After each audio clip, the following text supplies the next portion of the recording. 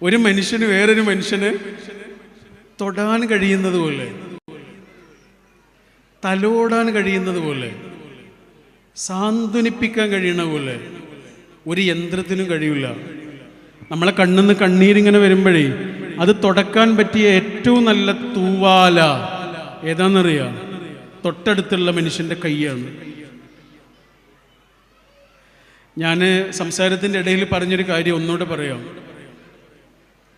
നമ്മൾ പ്ലാസ്റ്റിക് അല്ല, ഉള്ളിൽ മനസ്സ് എന്ന് പറയുന്നൊരു സാധനമുള്ള ജീവികളാണ് നമ്മുടെ കൂടെ ജീവിക്കുന്ന മനുഷ്യന്മാരും.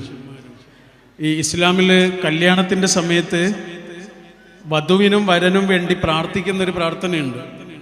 അത് ഏത് മതത്തിൽപ്പെട്ട വധുവിനും വരനും വേണ്ടി ആ പ്രാർത്ഥന പ്രാർത്ഥിക്കാം കേട്ടോ. എന്താണ് പ്രാർത്ഥന എന്നറിയാം? നിങ്ങൾക്ക് എല്ലാ ബർക്കത്തും ഉണ്ടാവട്ടെ എന്നോ അല്ലേ? അതാണ് പ്രാർത്ഥന. ഒരു വരിയിൽ ഒതുങ്ങുന്ന പ്രാർത്ഥന കേട്ടോ. അത് ഒറ്റ വരി പ്രാർത്ഥനയാണ്. ആ ഒറ്റ വരി പ്രാർത്ഥനയിൽ ഒരു വാക്ക് 2 പ്രാവശ്യമുണ്ട്. ഏതാ വാക്ക് എന്നറിയാം? ബർക്കത്ത്. നമുക്ക് മലയാളം പോലെ പരിചയമുള്ള വാക്കാണത് ബർക്കത്ത് എന്ന് പറയുന്നത് അല്ലേ? ബർക്കത്ത് എന്ന് പറഞ്ഞാൽ എന്താ? നമ്മൾ സാധാരണ പൈസയൊക്കെ പറയാം. ഒരിപ്പോൾ നല്ല ബർക്കത്താന്ന് പറഞ്ഞാൽ നല്ലോണം പൈസ ഉണ്ടെന്നാണ് അല്ലേ? എന്നാൽ നിങ്ങൾ ഈ നാട്ടിലെ ചെനക്കൽ അങ്ങാടിയിലെ ഏറ്റവും വലിയ പൈസക്കാരനോട് ചെന്നിട്ട്, കോട്ടക്കലെ പുത്തനത്താണിയിലെ രണ്ടത്താണിയിലെ ഏറ്റവും വലിയ പൈസക്കാരനോട് ചെന്നിട്ട് ചോദിച്ചു നോക്ക്, എന്താണ് ബർക്കത്ത്? അയാൾ പറയട്ടെ പൈസയാണെന്ന് പറയട്ടെ? അയാൾ പറയില്ല. അയാൾ പറയാൻ സാധ്യതയുള്ളൊരു വാക്കുണ്ട്. അതെന്താണെന്നറിയാം? മനസ്സമാധാനം. 100 രൂപ മാത്രം ദിവസം വരുമാനമുള്ള മനുഷ്യന്മാരും സന്തോഷമായിട്ട് ജീവിക്കുന്നുണ്ട്. 100 റുപ്യ മാത്രം ദിവസം വരുമാനമുള്ള മനുഷ്യരും സന്തോഷമായിട്ട് ജീവിക്കുന്നുണ്ട്. ആകെ കാര്യത്തിലുള്ളൂ, ഈ മനുഷ്യൻ കൂടെ ജീവിക്കുന്ന മനുഷ്യൻ ഉള്ളിൽ മനസ്സുള്ള മനുഷ്യനാണെന്നും പലതരം അവസ്ഥകളിലൂടെ കടന്നു പോകുന്ന മനുഷ്യന്മാരാണ് എന്നും ഒന്ന് മനസ്സിലാക്കിയാൽ മതിയാവും. അതാണ് ആ പാട്ടിലെ വരിയും. എന്തായിരുന്നു പാട്ടിലെ വരി? നിങ്ങൾ പോകുമ്പോൾ ഒന്ന് കേൾക്കണം കേട്ടോ ആ പാട്ട്. ഏത്? ബന്ധുവാര് ശത്രുവാര്. പാട്ടിലെ വരി ഏതായിരുന്നു? നിലകൾ എണ്ണുവതിൽ കഥയെന്ത് പൊരുളെന്ത്. നിലകൾ എണ്ണുവതിൽ കഥയെന്ത് പൊരുളെന്ത്. ഹൃദയലയം കാണും കുടിലേ മണിമാളിക.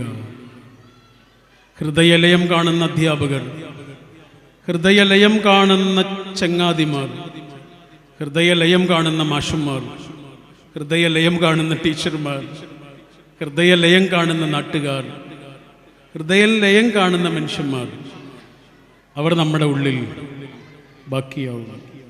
അങ്ങനെ ബാക്കിയാകുന്ന മനുഷ്യരായി മാറാൻ നമുക്ക് സാധ്യമാകട്ടെ എന്ന പ്രാർത്ഥനയോട് ഇത്രയും മനോഹരമായൊരു സദസ്സിൽ, ഇത്രയും ശാന്തമായിരിക്കുന്ന സദസ്സിൽ ഇങ്ങനെ സംസാരിക്കാൻ കഴിഞ്ഞതിലുള്ള സന്തോഷം രേഖപ്പെടുത്തിക്കൊണ്ട് മോട്ടിവേഷൻ ട്രെയിനേഴ്സിനോട് എനിക്ക് പറയാനുള്ളതാ, അവരോട് എന്താ പറയല്ലേ, പ്രസംഗം കുറച്ച് മതി, ബാക്കിയൊക്കെ പ്രവർത്തിക്കുക എന്നുള്ളതാണ് എനിക്ക് പറയാനുള്ളത്. പ്രസംഗം വളരെ കുറച്ച് മതി, വാക്കുകൾ വളരെ കുറച്ച് മതി, അത്യാവശ്യമുള്ള സമയത്ത് മാത്രം മതി. അതിലേറെ മനോഹരമായി വാക്കിനേക്കാൾ ഉച്ചത്തിൽ നമ്മുടെ കർമ്മങ്ങൾക്ക് ഒരു മുഴക്കമുണ്ട്. ആ മുഴക്കമാണ് കുറച്ചുകൂടെ മനുഷ്യരുടെ മനസ്സിൽ ബാക്കിയാവുക. മറ്റതൊക്കെ ഒരു യാന്ത്രികമാവും. ഇപ്പം മൈക്ക് പിടിച്ച് നമ്മൾ സംസാരിക്കുമ്പോൾ അതിൽ വളരെ യാന്ത്രികത വരും. ഇപ്പം പറയാനുള്ള ഒരാളായി നമ്മൾ മാറും. നമ്മളത് ചെയ്യൊന്നുമില്ല.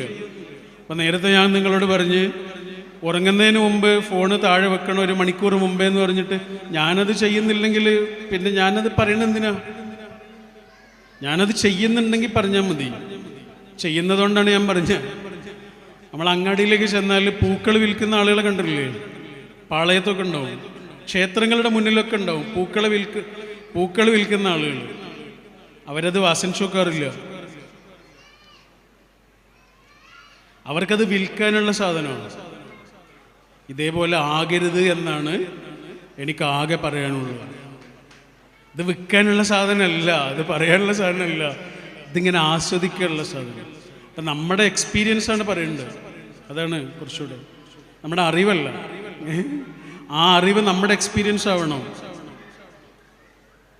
ആ എക്സ്പീരിയൻസ് ആണ് ഷെയർ ചെയ്യേണ്ടത്, അല്ലാതെ അറിവല്ല ഷെയർ ചെയ്യേണ്ടത്. അറിവ് അവർക്ക് എവിടെ നിന്നും കിട്ടും. ആ അറിവ് നമ്മുടെ എക്സ്പീരിയൻസ് ആവണം, സ്വന്തം എക്സ്പീരിയൻസ്. ആ എക്സ്പീരിയൻസ് ആണ് നമ്മൾ ഷെയർ ചെയ്യേണ്ടത്. അപ്പം അത് നമ്മുടേത് മാത്രമാവും, അതിനൊരു സ്പെഷ്യാലിറ്റി ഉണ്ടാവും അല്ലേ? അറിവ് എല്ലാവർക്കും കിട്ടൂല്ലേ? ഗൂഗിളിൽ തിരഞ്ഞാൽ അറിവിനെ എക്സ്പീരിയൻസ് ആക്കിയിട്ട് അതാണ് ഷെയർ ചെയ്യുന്നത്.